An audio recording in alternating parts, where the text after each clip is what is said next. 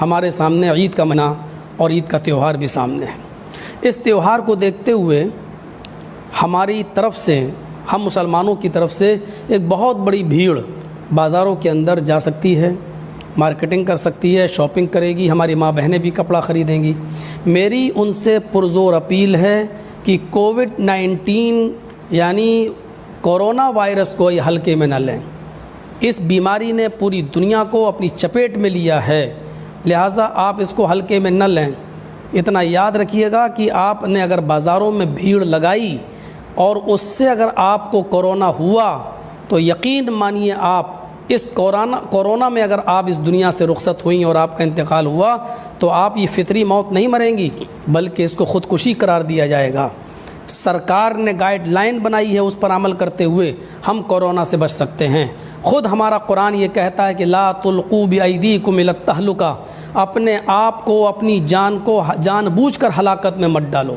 میری آپ سے پرزور گزارش ہے، میری آپ سے پرزور اپیل ہے، جب تک لاک ڈاؤن چل رہا ہے اور سرکار کی گائیڈ لائن بنی ہوئی، ہمیں اس پر عمل کرتے ہوئے ہمیں مسجدوں میں نماز نہیں پڑھنا ہے، ہمیں بازاروں میں نہیں جانا ہے، ہمیں خرید و فروخت نہیں کرنا ہے۔ اس مرتبہ عید اپنے گھروں میں منانی ہے۔ اگر لاک ڈاؤن نہیں کھلتا ہے تو جب ہم جمعہ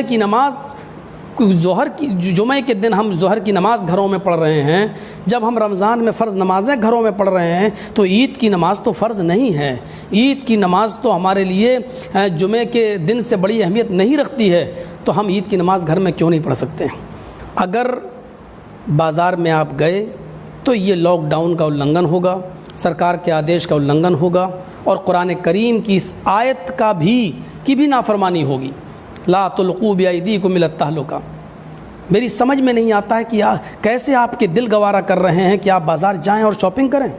جبکہ آپ کو معلوم ہے کہ اس مرتبہ کتنے گھر ایسے ہیں کہ جن کے پاس کھانے کو نہیں ہے، کتنے بچے ایسے ہیں جو بھوکے مر رہے ہیں، کتنے ایسے لوگ ہیں جن کے پاس صبح اگر کھا لیا جائے تو شام کو کھانے کو نہیں ہے۔ اس وقت آپ کے لیے دین کی سب سے بڑی خدمت یہ ہوگی کہ آپ عید کے دن اب نئی چپلیں خریدنے کے بجائے، نئے کپڑے خریدنے کے بجائے، آپ اپنے پڑوس میں، اپنے محلے میں، اپنے شہر میں اور اپنی بستی کے ان غریبوں پر نظر ڈالیں اور ان کی مدد کریں۔ یہ سب سے بڑی دیش بھکتی بھی ہوگی اور دین کی سب سے بڑی خدمت بھی ہوگی۔ خود اللہ کے نبی صلی اللہ علیہ وسلم کے زمانے میں جب ایسے حالات ہو جایا کرتے تھے، شریعت کہتی ہے سخت بارش ہوا کرتی تھی، تو ایک مؤذن اذان دیا کرتا تھا مسجد کے اندر، اور اذان کے بعد اعلان کر دیا کرتا تھا الا صلوا فی رحالکم، آپ اپنے گھروں میں نماز پڑھ لیجیے۔ گھروں میں اس بیماری کو مد نظر رکھتے ہوئے گھروں میں نماز پڑھنے سے ہمارا ثواب کم نہیں ہو جائے گا، بلکہ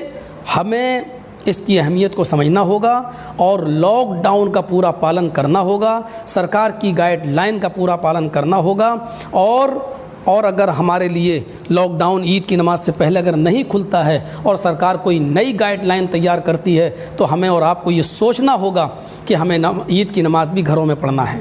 عید کی نماز بالکل اسی طریقے سے پڑھی جائے گی جس طریقے سے ہم مسجد کے اندر پڑھتے ہیں یا عیدگاہ کے اندر پڑھتے ہیں۔ آپ اپنے گھروں میں اسی طریقے سے 2 رکعت آپ نماز ادا کریں گے۔ یہ جمعہ کی طرح نہیں ہے کہ جمعہ کی نماز مسجد میں نہیں پڑھ رہے ہیں، اپنے گھروں میں تو ظہر پڑھ لیجئے 4 رکعت۔ عید کی نماز ہمیں 2 ہی رکعت پڑھنا ہے، اور بالکل عید کی نماز کے طریقے سے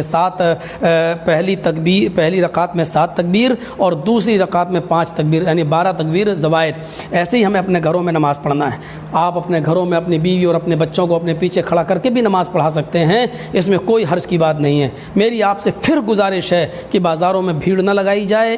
کوئی کپڑا وغیرہ نہ خریدا جائے، شاپنگ نہ کی جائے، اور آپ سے میری پرزور اپیل ہے کہ اس مرتبہ عید نہایت سنجیدگی کے ساتھ منائیں اور غریبوں کا خیال رکھیں۔ یہی اس وقت ہماری دیش بھکتی ہوگی اور یہی ہمارے لیے سب سے بڑی دین کی خدمت ہوگی۔ مجھے امید ہے کہ انشاءاللہ آپ ہماری آواز کو پر لبیک کہیں گے اور آپ اس حساس اور اس نازک مسئلے کو سمجھنے کی کوشش کریں گے، اور کورونا وائرس اس بیماری کو گمبھیرتا سے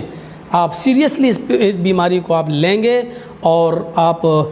سرکار کی گائیڈ لائن کا پالن کریں گے، خود بھی محفوظ رہیں گے اور دوسروں کو بھی محفوظ کریں گے، اپنے آپ کو بھی بچائیں گے، اور اسلام کی بھی سب سے بڑی مدد یہی ہوگی جو سرکار کی گائیڈ لائن پر عمل کرتے ہوئے آپ اپنے گھروں میں جتنا زیادہ رہیں گے، یہ اسلام کی بھی خدمت ہوگی اور سرکار کی بھی، اور اس سے بڑی کوئی دیش بھکتی نہیں۔ مجھے امید ہے، اللہ تعالیٰ سے میری دعا ہے کہ اللہ تعالیٰ ہم تمام مسلمانوں کو اپنے گھر میں عبادت کرنے کی توفیق عطا فرمائے، ہمیں گھروں میں عبادت کرنے کی، قرآن کریم کی تلاوت کرنے کی توفیق عطا فرما۔ اے اللہ ہمیں اپنے گھروں میں نمازوں کا اہتمام کرنے کی توفیق عطا فرما، ہمیں نوافل کا اہتمام کرنے کی توفیق عطا فرما، اور سرکار کی گائیڈ لائن پر عمل کرنے کی توفیق عطا فرما۔ اے اللہ ہمارے اس ملک کو اس مہلک بیماری سے جلد نجات عطا فرما، اور ہمارے ملک میں امن و امان، چین و سکون اور شانتی کا واتاورن ماحول بنا دے اور پیدا فرما دے۔ وما علینا الا البلاغ المبین، وآخر دعوانا ان الحمد للہ رب العالمین۔ السلام علیکم ورحمۃ اللہ وبرکاتہ۔